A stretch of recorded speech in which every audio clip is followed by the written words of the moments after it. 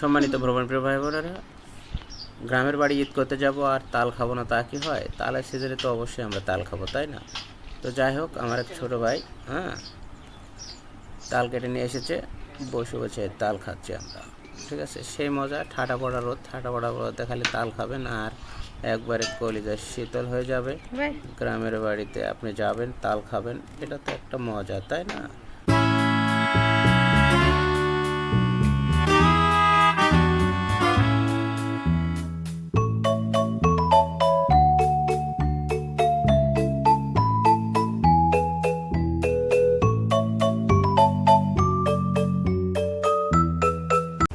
আসসালামু আলাইকুম সম্মানিত ভ্রমণপ্রিয় ভাই বোনেরা, ঈদের ছুটিতে যা যা করলাম চলুন আজ আমরা সেগুলো শেয়ার করব। ঈদের ছুটিতে গ্রামের বাড়িতে ছুটলাম, তো হাইসে চড়ে যাচ্ছি গ্রামের বাড়িতে, সামনে বসে আছি। তো একটু সামনে বসে থাকলে তো একটু ফিলটা থাকে অন্যরকম, সামনে বসেছি যাতে একটু আপনাদেরকে কিছু দেখাতে পারি। ঠিক আছে, যেতে যেতে চলুন আমরা যেতে থাকি। তো ভালোই লাগছিলো, আমরা ছুটে চলছিলাম, গ্রামের বাড়িতে যাচ্ছিলাম আমরা। তো যেতে যেতে হাইস্টে দাঁড় করালো, তো সেখানে গ্যাস নেবে, এজন্য হাইস্টে দাঁড় করালো। ঠিক আছে, তো সেখানে ভালো বাতাস, প্রচণ্ড বাতাস লাগছিল, একটু আরাম। তো আপনাদেরকে একটু দেখানোর চেষ্টা করলাম চারপাশটা। দেখেন পরিবেশটা কত সুন্দর, কত সুন্দর পরিবেশ, চারপাশটা সবুজ, সবুজে লতাপাতা, ঘাস, কাশবন, সুন্দর পরিবেশটা। হিমেল হাওয়া বইছিল, কাশবন দূরে দেখা যাচ্ছে, গ্রাম সবুজে ঘেরা। তো যাই হোক, তারপরে আমরা আবারও ছুটে চললাম। যমুনা সেতু সিগন্যাল পড়লো, সেখানে সিগন্যাল শেষ করে তারপরে আমরা ছুটে চলার চেষ্টা করলাম।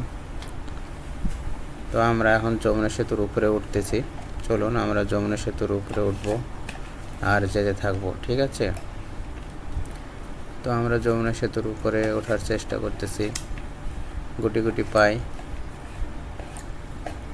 যমুনা সেতুর উপর উঠলাম, হালকা বৃষ্টি হচ্ছিল, ফিরফিরানি বৃষ্টি আসছিল, তো একটু মেঘলা ছিল।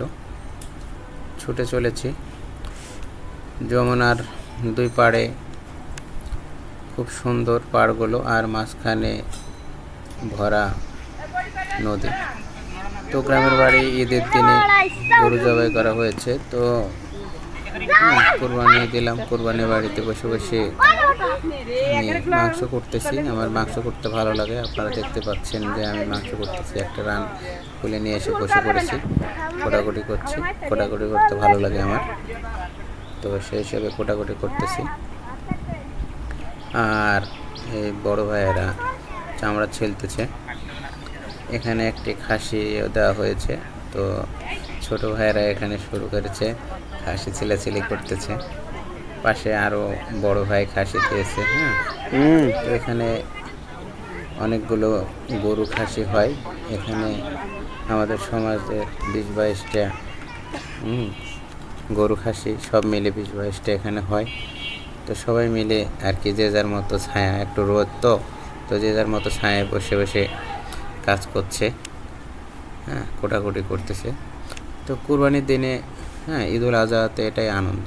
কুরবানি শেষ করে ঘুরতে বের হব, তো রেডি হয়ে গেলাম। রেডি হওয়ার মানে পরে একটা পোজ দিলাম যে দেখি কেমন লাগতেছে, ঘুরতে যাব তো একটা পোজ মেরে দিচ্ছি যে কেমন লাগে।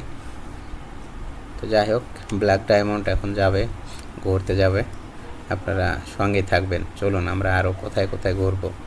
তো আমরা চলে গেলাম তালতলি। এটা হচ্ছে তালতলি, কিন্তু এখানে হচ্ছে নওগাঁর সেই বিখ্যাত ঘুঘুডাঙ্গা। ঘুঘুডাঙ্গা হচ্ছে তালতলি, এই তালের গাছের সাম্রাজ্য, তাল সাম্রাজ্য। খুবই সুন্দর। বাইক নিয়ে গেলাম, ঘুরলাম, আমরা খুব সুন্দর করে ঘুরলাম, মজা করলাম। অনেক লোক আসছিল, অনেক পর্যটক দূর দূরান্ত থেকে আসে, অনেক দূর থেকে আসে, নওগাঁ, রাজশাহী, বগুড়া, অনেক দূর দূরান্ত থেকে আসে, চাপাই থেকে আসে, নানান দিক থেকে আসে। তো আমরা এই যে কয় পার্টনার দেখতে পাচ্ছেন, কয় পার্টনার মিলে আমরা আনন্দ করতেছি, ছুটে চলেছি। আমরা এখন চলে যাব আলতা দিঘি, ঠিক আছে। তো আমরা আলতা দিঘি চলে যাচ্ছি, খুব সুন্দর বনের মধ্যে দিয়ে আমরা চলে যাচ্ছি। এখানে উইপোকার ঢিপি রয়েছে অনেক বড় বড় উঁচু উঁচু, এর মধ্যে অনেক বেত গাছ রয়েছে, এগুলো দেখতে পাচ্ছেন আপনারা বেত গাছ। আর এগুলো হচ্ছে আপনার এই যে গজারি বন আর কি, হ্যাঁ গজারি গাছ এগুলো বলে। তো গ্রামের মধ্যে দিয়ে এই রাস্তাগুলো অনেক সুন্দর, দেখেন এই দৃশ্যগুলো সত্যি ভালো লাগে। তো ঈদের দিন ছুটে চলা, ঘুরে ফেরা, হ্যাঁ ঘুরে ফিরে আমরা উপভোগ করতেছি দিনটা, মন্দ নয়। দেখুন এখানে লেখা আছে কি বর্ডার গার্ড বাংলাদেশ, ঠিক আছে, কালুপাড়া বিওপি। তো দর্শক, যেতে যেতে গ্রামীণ বৈচিত্র্যগুলো চোখে পড়লো, যেমন আপনার যে বিচন তোলা, হ্যাঁ ধানের যে বীজ, এই বীজটা তোলা, বীজ তুলে রোপণ করা, বীজ তুলে রোপণ করতেছে সেই দৃশ্যগুলো চোখে পড়লো। আবার লমলা যে ধান করেছে, মানে আলু করার পর যে ধান উঠেছে সেটা লমলা ধান, তো সেটাও ওটা শুরু করেছে, তো ধান মাড়াই করতেছে, এইসব দৃশ্যগুলো। তো গ্রামীণ এই দৃশ্যগুলো দেখতে হলে আপনাকে শহর ছেড়ে রডবাড়ির সিমেন্টের এই চার দেয়ালের বন্দিশালা থেকে আপনাকে ছুটে যেতে হবে গ্রামে, ঠিক আছে। গ্রামে বিভিন্ন সৌন্দর্য লুকিয়ে রয়েছে, গ্রামের যে অপরূপ সৌন্দর্য, সেই সৌন্দর্যটা কিন্তু একমাত্র আপনি গ্রামেই খুঁজে পাবেন। গ্রামের মাঝে একটা শান্তি, হ্যাঁ যে মানে অবিরাম শান্তি আর কি, মানুষের মন মানসিকতা চলাফেরা খুবই সুন্দর। তো যাই হোক, এরকম মজার মজার ভিডিও আপনাদের মাঝে আগামী তারা উপহার দেবো ইনশাল্লাহ। তো দর্শক, আমরা চলে এসেছি আলতা দিঘি, এটি ধামরাটে অবস্থিত। তো ধামরাটে আলতা দিঘি অবস্থিত। এই আলতা দিঘি যে আমার পিছনে যে দেখতে পাচ্ছেন এই দিঘিটি, তো এই দিঘিটির ইতিহাস রয়েছে, এর মূল ভিডিও আমার চ্যানেলে দেওয়া রয়েছে, আপনারা দেখে নেবেন। তো এই দিঘিটি যখন বর্ষাকালে ভরা থাকে তখন অনেক সুন্দর লাগে। আমার পিছনে যে দেখতে পাচ্ছেন এই যে বিশাল সেই দিঘিটি, হ্যাঁ 43 একর জায়গা নিয়ে এই দিঘিটি অবস্থিত। এই দিঘির আয়তনই 43 একর। তো যাই হোক, সব কিছু মিলে ভালো। আজকে পর্যন্ত ভিউয়ার্স, এখানে ঘোড়া রয়েছে, দেশি ঘোড়া দেখতে পাচ্ছেন। ঘোড়াগুলোর সাইজ একটু ছোট, মনে হচ্ছে ঘোড়া তো নয়, যেন গাধা, হ্যাঁ। তো যাই হোক, ছোট বাচ্চা এখানে বসে রয়েছে, ঘোড়া নিয়ে ব্যবসা করতেছে, হ্যাঁ। তো ভালো, পর্যটক এলাকায় ঘোড়ার পিঠে যারা চড়ার একটা শখ করে রাজকীয় হালে, তারা এখান থেকে চড়ে ঘোরাফেরা করবে। 10 টাকা 20 টাকা দিলেই ঘুরে ফিরে নিয়ে চলে আসবে, এনজয় করতে পারবে। অনেকে একসঙ্গে সেলফি তুলছে।